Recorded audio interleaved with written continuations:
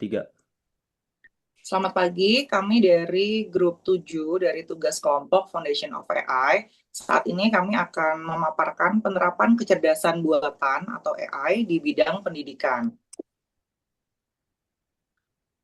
Pertama-tama saya akan menjelaskan dulu, memperkenalkan apa itu AI dan bagaimana AI telah menjadi salah satu teknologi yang mengubah dunia pendidikan melalui proses belajar yang lebih personal, efisien, dan berbasis data. AI mampu membantu guru dalam semua proses evaluasi, mendukung siswa melalui pembelajaran yang adaptif, serta meningkatkan efektivitas pengelolaan institusi pendidikan. Sehingga AI memang mampu mentransformasi proses belajar mengajar menjadi lebih efektif dan personal. AI juga dirasa membantu meningkatkan efisiensi pembelajaran serta mendukung guru dan siswa dalam proses belajar. Seiring perkembangan teknologi digital, institusi pendidikan mulai mengadopsi AI untuk meningkatkan kualitas layanan pendidikan dan pengalaman belajar.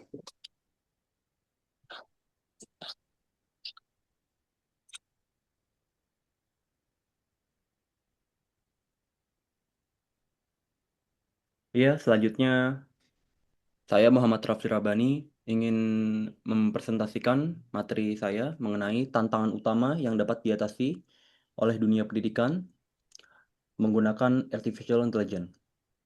Sebelum kita membahas solusi AI dalam pendidikan, mari kita pahami dulu akar permasalahannya yang selama ini menghambat efektivitas sistem belajar kita. Ada tiga tantangan krusial yang perlu kita soroti, dan ketiganya memiliki kaitan erat dengan kebutuhan akan kecerdasan buatan. Yang pertama, kurangnya personalisasi. Tantangan pertama kita adalah kurangnya personalisasi dalam proses belajar mengajar.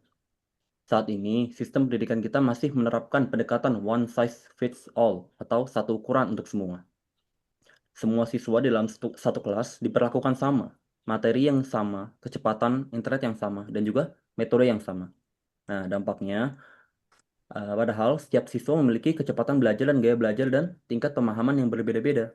Akibatnya, siswa yang melambat akan tertinggal karena tidak dapat mengikuti kecepatan guru. Di sisi lain, siswa yang cepat memahami materi justru merasa bosan karena harus menunggu teman-temannya. Nah, selanjutnya yang kedua adalah beban administratif guru. Guru tidak hanya bertugas mengajar, tapi juga dibebani oleh berbagai tugas administratif, seperti membuat rencana pelaksanaan pembelajaran, menilai tugas, dan juga ujian.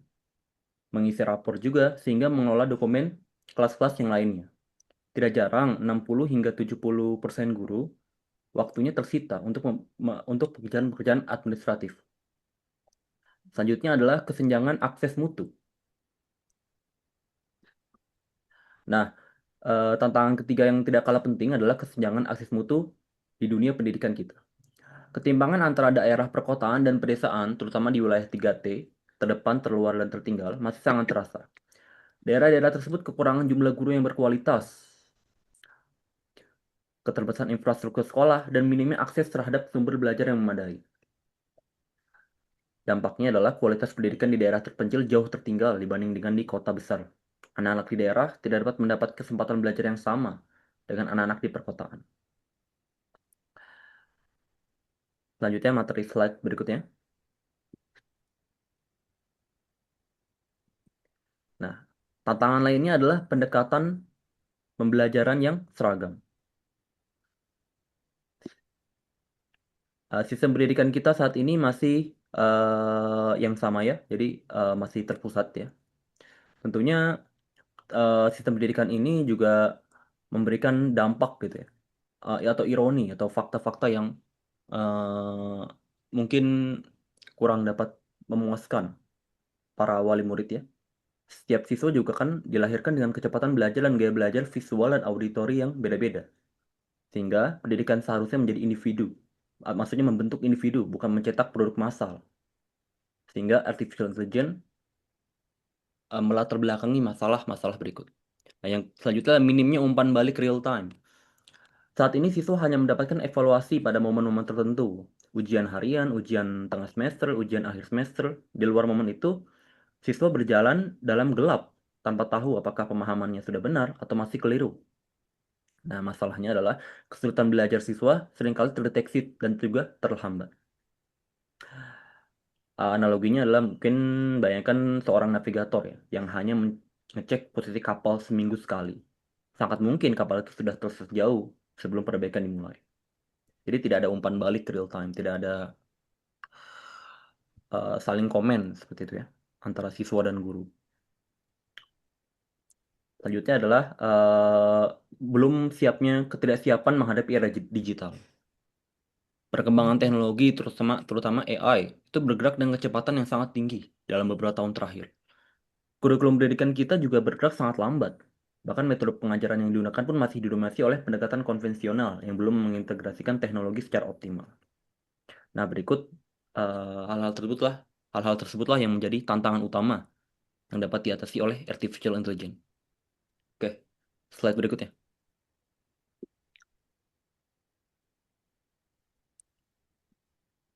Oke, saya Barisha Litya Anastasia. Pada solusi yang kami usulkan, kami mengintegrasikan 3 teknologi utama artificial intelligence, yaitu ada deep learning, ada natural language processing atau NLP, dan computer vision. Deep learning digunakan untuk menganalisis pola belajar setiap siswa sehingga sistem dapat memberikan jalur pembelajaran yang lebih personal dan sesuai dengan kemampuan masing-masing. Selanjutnya ada NLP, dimanfaatkan untuk membangun chatbot tutor yang dapat membantu siswa kapan saja sekaligus melakukan penilaian otomatis terhadap tugas berbentuk teks atau esai.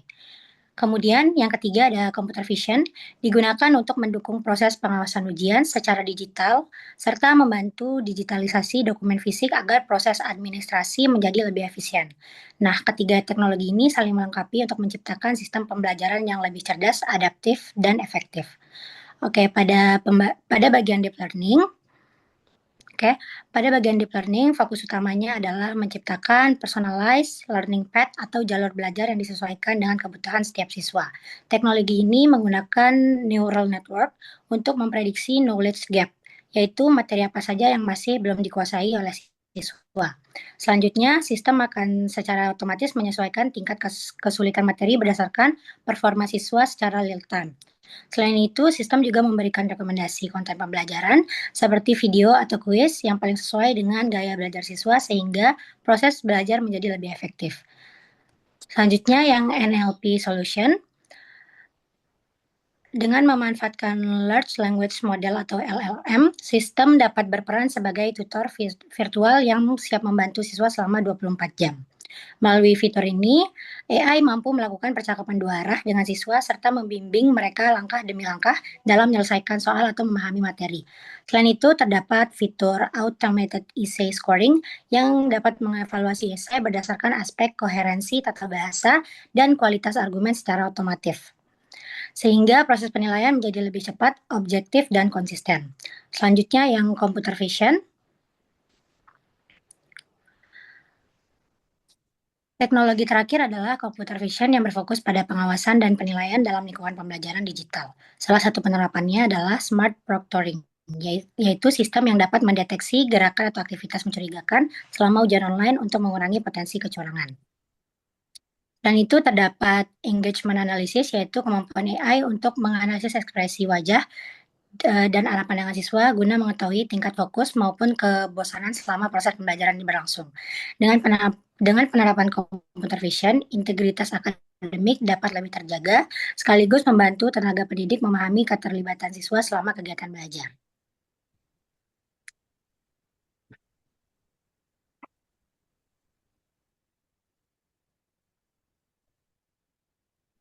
Ya, selanjutnya adalah measurement, result, dan juga benefits.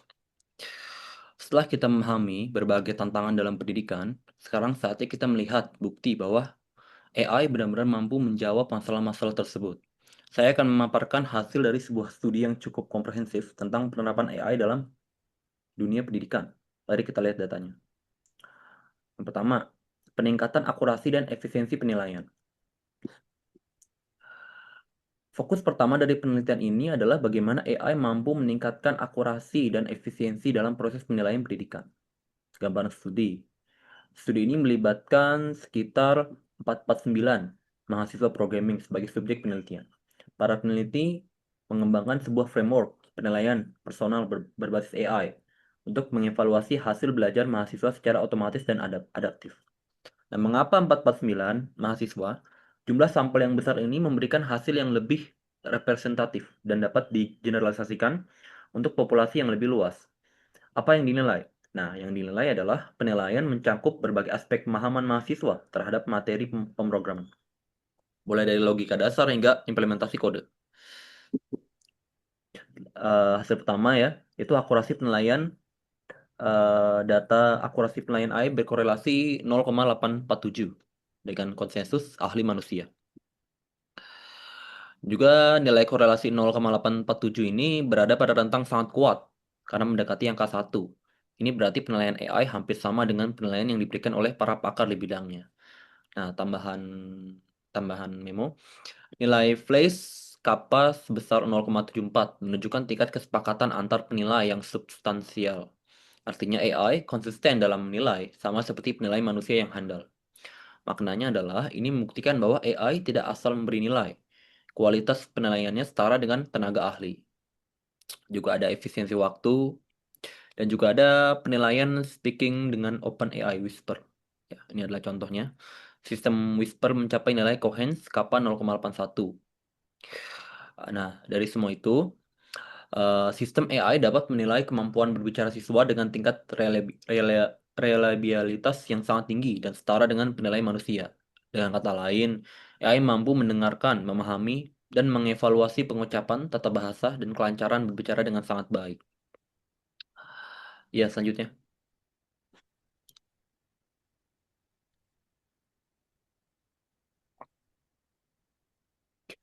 Selanjutnya, selain peningkatan akurasi dan efisiensi penilaian, AI juga terbukti memberikan dampak yang signifikan terhadap hasil belajar siswa secara langsung. Nah, yang pertama, dampak signifikan pada hasil belajar. Yang pertama, sebuah framework penilaian berbasis AI berhasil menghasilkan peningkatan belajar yang signifikan secara statistik. Datanya Cohen sama dengan 0,56. Penjelasan. Cohen D adalah ukuran statistik untuk mengukur efek size atau besarnya efek suatu intervensi. Nilai 0,56 termasuk dalam kategori efek sedang hingga besar. Ya, maknanya adalah ini berarti penerapan AI dalam penilaian tidak hanya sekadar sedikit membantu, tetapi benar-benar memberikan dampak yang bermakna terhadap peningkatan pemahaman dan prestasi siswa. Ada juga efek terbesar pada siswa berkemampuan rendah. Yang lebih menarik lagi, efek terbesar dari intervensi AI ini terjadi pada siswa dengan kemampuan awal yang rendah. Nah, penjelasannya adalah siswa yang sebelumnya tertinggal atau kesulitan mengikuti pelajaran justru mendapatkan manfaat besar dari penggunaan AI. Maknanya ini adalah temuan yang sangat penting. Artinya AI tidak hanya dapat membantu siswa yang sudah pintar menjadi lebih pintar. AI justru bertindak sebagai alat pemerataan, membantu siswa yang lemah untuk mengejar ketertinggalan mereka. Juga AI juga bisa diintegrasikan dengan keperguruan tinggi. Selain studi framework penilaian, ada juga laporan dari berbagai perguruan tinggi yang telah mengintegrasikan AI dalam proses pembelajarannya. Hasilnya sangat menggembirakan. Rata-rata nilai menjadi 88% meningkat. Nah, pertama, rata-rata nilai siswa meningkat menjadi 88%. Angka 88% ini termasuk dalam kategori nilai A atau sangat baik di sebagian besar sistem penilaian. Maknanya adalah ini menunjukkan bahwa dengan bantuan AI lebih banyak siswa yang mampu mencapai pemahaman mendalam terhadap materi pelajaran. Retensi siswa juga menjadi 85% atau ketahanan siswa untuk menyelesaikan studi. Setelah itu ada persepsi mengenai ChatGPT terhadap performa akademik. Persepsi mahasiswa terhadap ChatGPT mampu menjelaskan 40,4% varians dalam performa akademik. Varian itu dalam ukuran seberapa besar perbedaan performa antar siswa. Angka 40% ini berarti hampir setengah dari perbedaan nilai antar siswa dapat dijelaskan oleh bagaimana mereka memandang dan menggunakan ChatGPT. Jadi implikasinya adalah pentingnya literasi AI. Tidak cukup hanya menyediakan alat-alat tools AI, tapi juga perlu membangun mindset positif dari keterampilan menggunakan AI secara secara bijak. Ya, selanjutnya.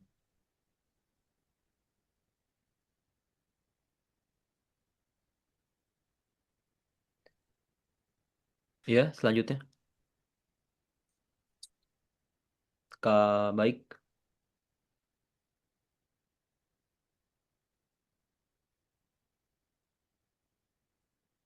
Kak Ayu, Ya, ya, langsung ke kesimpulan. iya, Sehingga penerapan AI, dari sini kami dapat menyimpulkan dalam pendidikan mampu meningkatkan kualitas pembelajaran melalui personalisasi materi, otomatisasi proses akademik, dan pengambilan keputusan berbasis data, sehingga proses belajar menjadi lebih efektif dan efisien. AI juga telah bertransformasi dari sekedar alat pendukung menjadi mesin penggerak utama personalisasi pendidikan yang inklusif dan efisien. Dampak positifnya terlihat jelas pada peningkatan hasil akademik dan reduksi beban kerja guru. Lalu AI juga terbukti mampu meningkatkan akurasi, efisiensi, dan hasil belajar siswa secara signifikan, bahkan dalam beberapa kasus setara dengan guru manusia, sekaligus mengembangkan kompetensi abad 21 seperti inovasi dan literasi digital. Dan AI bukanlah tujuan akhir, melainkan jembatan menuju pendidikan yang lebih manusiawi, di mana guru memiliki lebih banyak waktu untuk membimbing dan siswa memiliki kesempatan belajar sesuai potensinya masing-masing. Oke, berdasarkan hasil pembahasan, terdapat beberapa saran yang dapat diterapkan dalam pengembangan AI di bidang pendidikan. Yang pertama, penggunaan AI perlu disertai dengan perlindungan data yang baik, peningkatan kompetensi guru, serta penerapan etika AI agar teknologi ini dapat dimanfaatkan secara optimal, aman, dan bertanggung jawab. Yang kedua, pendidikan berbasis imersif dapat dikembangkan dengan mengintegrasikan AI bersama teknologi augmented reality atau AR dan virtual reality atau VR. Integrasi ini mampu menciptakan lingkungan belajar yang lebih interaktif dan pengalaman simulasi yang realistis, serta meningkatkan keterlibatan dan pemahaman peserta didik dalam proses pembelajaran. Dengan penerapan saran-saran tersebut, semoga pemanfaatan AI dalam dunia pendidikan dapat memberikan manfaat yang lebih maksimal, sekaligus mendukung terciptanya proses pembelajaran yang inovatif dan berkualitas.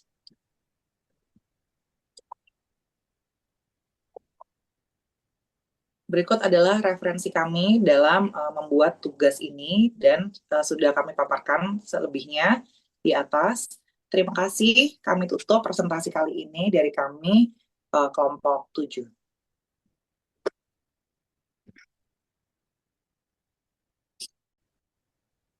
Selanjutnya, kami akan melanjutkan diskusi untuk pertanyaan nomor 1. Apa tantangan terbesar dalam penerapan AI di bidang pendidikan dan bagaimana solusinya?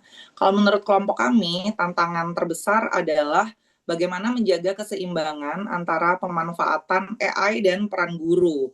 Karena jika digunakan secara berlebihan, siswa bisa jadi menjadi terlalu bergantung pada AI dan kemampuan berpikir kritisnya jadi berkurang.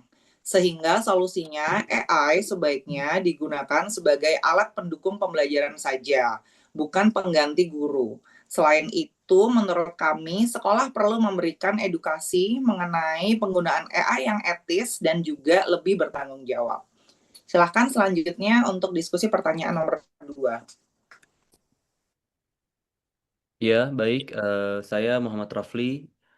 Pertanyaan yang kedua adalah bagaimana AI memengaruhi masa depan pendidikan, baik positif maupun negatif.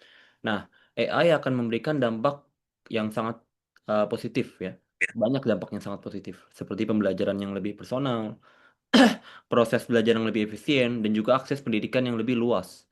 Namun ada juga dampak negatifnya juga tak kalah banyak ya, seperti risiko penyalahgunaan AI untuk plagiarisme atau mencontek gitu ya, atau kebocoran data pribadi ya. Mungkin Indonesia adalah salah satu negara yang sudah banyak kehilangan dan kebocoran data penduduknya cukup masif di berbagai media yang sudah kita banyak tonton, dan juga berkurangnya interaksi langsung oleh guru dan juga siswa, sehingga guru dan siswa sudah tidak punya lagi ikatan ikatan seperti ikatan antara anak murid seperti itu. Nah, karena itu penerapan AI harus tetap disertai pengawasan manusia baik dari pengawasan secara moral maupun pengawasan melalui pemerintah, melalui kebijakan-kebijakannya. Ya, selanjutnya, Oke, untuk pertanyaan yang ketiga, jika diberi kesempatan mengembangkan AI, inovasi apa yang akan diusulkan? Kami mengusulkan AI Learning Companion, yaitu asisten belajar yang dapat menyesuaikan materi sesuai kemampuan setiap siswa, memberikan latihan, menjawab pertanyaan, dan memantau perkembangan belajar. Inovasi ini diharapkan dapat membantu guru memberikan pembelajaran yang lebih personal, sekaligus meningkatkan motivasi dan hasil belajar siswa. Terima kasih. Sebagai penutup, kami berpendapat bahwa AI memiliki potensi besar untuk meningkatkan kualitas pendidikan apabila diterapkan secara bijak, etis, dan tetap mengutamakan peran manusia dalam proses pembelajaran. Sekian dari ya sekian dari kelompok kami. Wassalamualaikum warahmatullahi wabarakatuh.